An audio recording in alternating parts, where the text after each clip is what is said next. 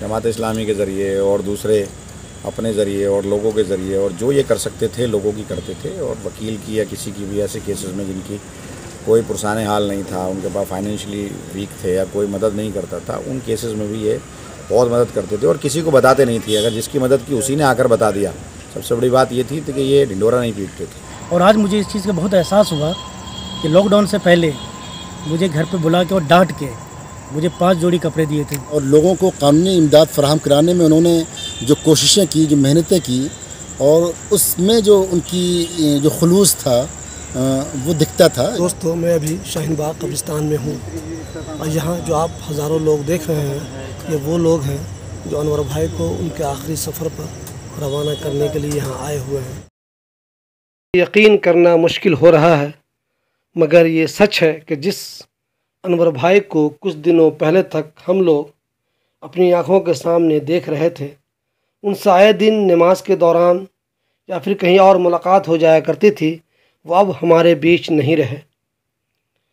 अनवर सिद्दीकी, जिनको आम तौर पे लोग अनवर नगीना के नाम से जानते थे। अनवर भाई का नगीना टेंट हाउस बहुत मशहूर था अबुल फजल इनकलेव में, उसी की वजह से ज़्यादातर लोग उनको अनवर नगीना के नाम से जानते थे। बाद में उन्होंने जमात इस्लामी के साथ अपना रिश्ता बनाया और फिर APCR के ज़रिए उन्होंने लोगों को जो कानूनी मदद दी, उसकी कोई मिसाल नहीं मिलती। अनवर भाई से मेरा बहुत अच्छा ताल्लुक़ था और वो बहुत अच्छे इंसान थे।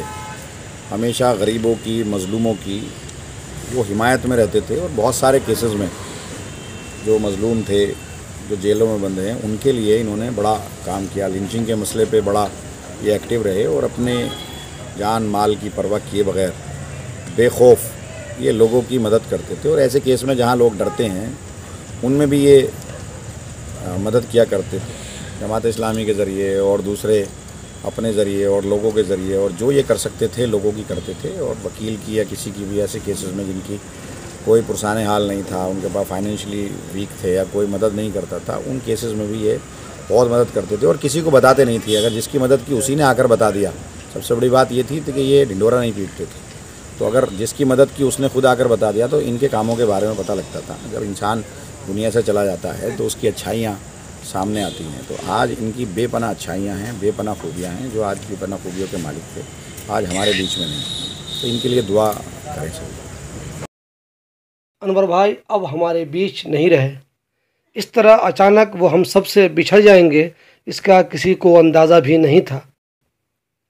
अनवर साहब कश्मीर गए थे एक सेमिनार में शिरकत के लिए।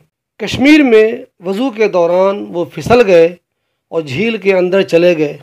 बहुत कोशिशों के बावजूद उनको बचाया नहीं जा सका और बहुत देर तक वो इधर उधर जाते रहे, पत्थर में उनको चोट लगती रही और बिल आखिर उनकी मौत हो गई। कई घंटों की मेहनत के बाद उनकी लाश को निकाला गया और आज जामिया नगर में शाहीन बाग कब्रिस्तान में हज़ारों लोगों की मौजूदगी में उनको दफना दिया गया। उनके आखिरी सफ़र के मौके पर जामिया नगर की बहुत सी अजीम शख्सियात मौजूद थी। इन सब को इस बात का अफसोस था कि एक आदमी जो कल तक गरीबों की, स्टूडेंट की, नौजवानों की न सिर्फ कानूनी मदद करता था बल्कि उसे ज़रूरत के मौके पर माली ताउन भी देता था, वो अचानक इस दुनिया से चला गया। देखिए अनवर साहब की हमने अबुल फजल में जो हमारी ज़िंदगी है 20-22 साल की, तब से हमने उनके 2 रूप देखे थे। पहला रूप तो उनका हमने कारोबारी रूप देखा जब वो नगीना टेंट हाउस के ऑनर थे। उस वक्त तो ज़्यादा मुलाकातें हमारी उसी पीरियड में रहीं जब वो नगीना टेंट हाउस चलाते थे। उसके बाद फिर वो जमात इस्लामी हिंद से करीब आए, रुकन जमात भी बने और बाकायदा APCR का हिस्सा बने और लोगों को कानूनी इमदाद फराहम कराने में उन्होंने जो कोशिशें की, जो मेहनतें की, और उसमें जो उनकी जो खुलूस था वो दिखता था। एक बार शाहीन बाग मुजाहरे में बैक स्टेज मेरी मुलाकात हुई उनसे, तो मैंने देखा कि मतलब कैसे डेडिकेशन के साथ वो बैठे हुए हैं और लोगों के लिए वहाँ पर वो काम अवेलेबल हैं, काम कर रहे हैं। उसके अलावा भी जो फ़र्ज़ी मुक़द्दमात में लोग जो फंस जाते हैं उनके लिए भी उनकी जो कोशिशें थी APCR के थ्रू ही थी, लेकिन ये भी बहुत ही मुनज़्ज़म थी और बहुत ही खुश अखलाक थे। जब भी मिलते खंदा पेशानी से मिलते और ऐसा महसूस नहीं होता था कि मतलब किसी के मिलने की वजह से उनको थोड़ी सी उकताहट या बोरियत महसूस हो रही है। बहुत ही खंदा पेशानी से मिलते, दिल खोल के मिलते थे, मुस्कुराते चेहरे वाले थे, खूबरू थे और आला ज़र्फ़ के अच्छे इंसान थे। मैं तो बस यही जानता हूँ, मैंने कारोबारी हैसियत से भी और वकील की हैसियत से, दोनों हैसियत से उनको देखा है। अनवर भाई के बारे में मैं आपको बता दूं कि ख़ुद मेरा उनसे 20 सालों से ज़्यादा अरसा से ताल्लुक़ था। जब मैं अलीगढ़ से 97 में आया था तब से मैं उनको जानता हूँ। बहुत दिनों तक उन्होंने नगीना टेंट हाउस चलाया, उसकी वजह से वो इलाके में बहुत मशहूर हुए। बाद में उन्होंने जमात इस्लामी ज्वाइन किया और फिर उसके बाद जो उनके बेहतरीन काम का सिलसिला शुरू हुआ वो चलता रहा। बहुत सारे इश्यूज़ में हमारी बातचीत होती थी, सोशल भी, पॉलिटिकल भी और कानूनी इस पे लेके बहुत ज़्यादा। तो मुझे याद है, मुझसे ये भी कहा गया था कि कहीं भी कोई केस नहीं लेता, वो केस मेरे पास लेकर आइए, चाहे वो कहीं का भी हो, बिहार का हो, बंगाल का हो, यूपी का, अदरवाइज मतलब कहीं का भी हो, चाहे वो मजदूर हो या वो सफाई कर्मचारी हो, कोई भी हो, कोई नहीं लेता है वो केस मेरे पास लाइए। मुझसे खुद कहते भी थे, किसी भी तरह कहीं भी आपको भी घबराने की नहीं है। बकौल मेरे लिए भी काफ़ी हेल्प किए वो, मेरे साथ भी फर्जी 1-2 बार परेशान करने की कोशिश किया, उसके लिए खुद भी उसने ऑफिसर से रब्ता किया, बात किया मेरे लिए। तो इन सब चीज़ों को देखते हुए मैं इसमें रहूँगा, अनवर साहब वकील के साथ साथ एक सामाजिक एक समाज के लिए या एक अवामी स्तर पे वो कोई भी हो, हिंदू, मुस्लिम, सिख, ईसाई, कोई भी हो, उनके लिए दिल में दर्द बहुत ज़्यादा था। जिनके साथ अगर कोई नाजायज़ किसी तरह महसूस होता था कि उनके कोई हेल्प करने वाला नहीं था, तो अनवर साहब के होता था पता नहीं मैं क्या कर लूँ। और आज मुझे इस चीज़ का बहुत एहसास हुआ कि लॉकडाउन से पहले मुझे घर पे बुला के और डांट के मुझे 5 जोड़ी कपड़े दिए थे।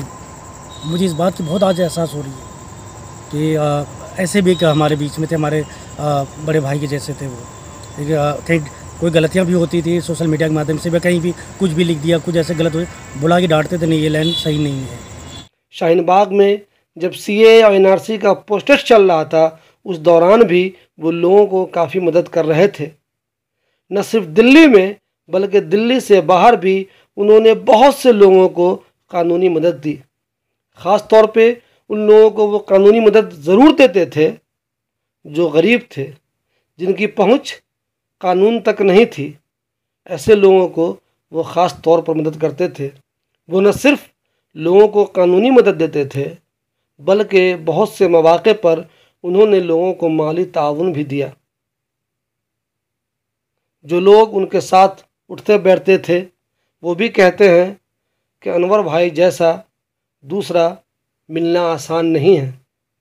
आज जबकि अनवर भाई हमारे बीच नहीं हैं, उनके बेहतरीन काम हमें हमेशा उनकी याद दिलाते रहेंगे। हम सबको चाहिए कि हम अनवर भाई के लिए दुआ करें और दुआ करें कि अल्लाह उनके बेहतरीन कामों को कबूल करे और उन्हें जन्नत में जगह दे।